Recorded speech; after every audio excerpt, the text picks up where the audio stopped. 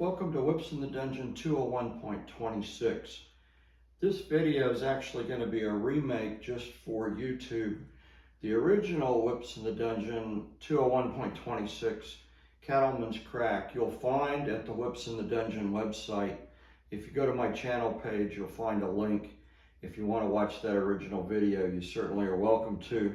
We're doing a remake because we're going to use music out of YouTube's public library. Some of you that throw whips, and hopefully there are some whip enthusiasts out there, are probably wondering why we waited to the 26th video to talk about the Cattleman's Crack. Well, if you go to a basic cracking class or a sport cracking class, probably one of the very first cracks you're going to learn is the Cattleman's Crack, because the Cattleman's Crack is probably the easiest crack to get to learn to actually make a crack.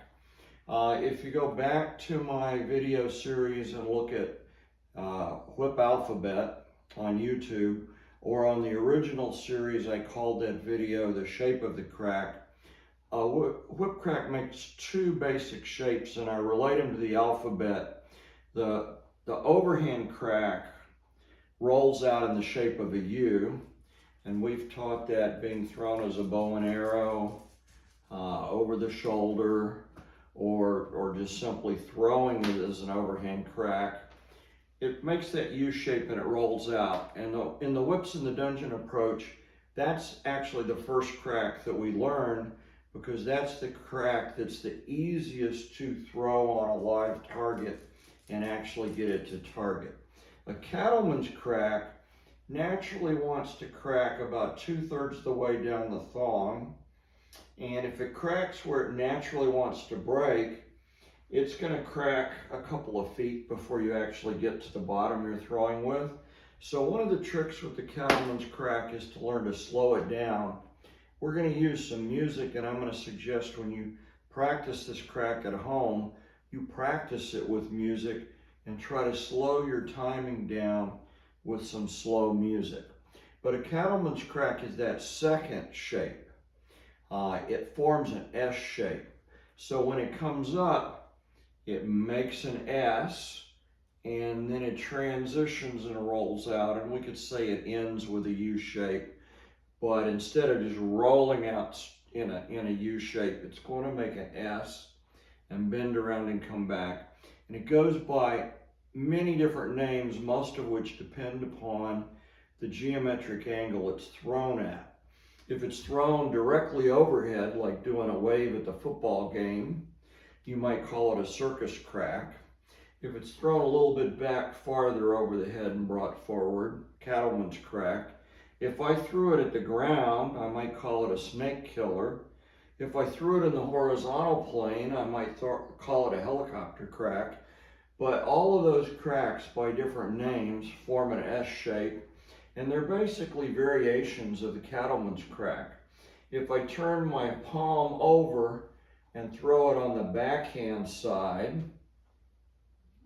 I might call it a cutback. And a cutback's actually what I'm going to be throwing tonight, because I've got a low ceiling.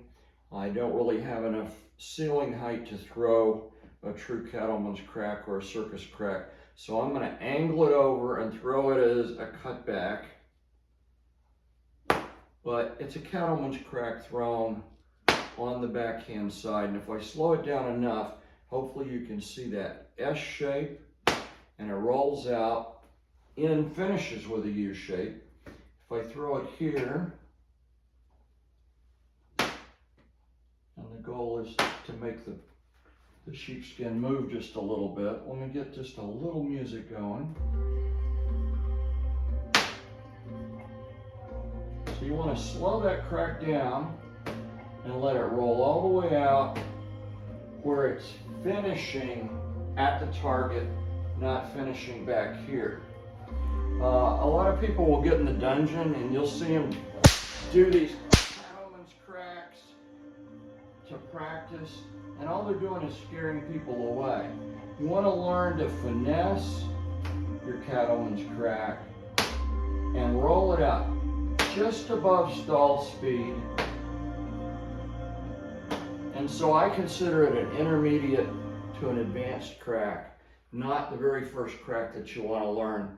Hence, Whips in the Dungeon 201.26 is the Cattleman's Crack. Good luck practicing. And today's key word is fall hitch.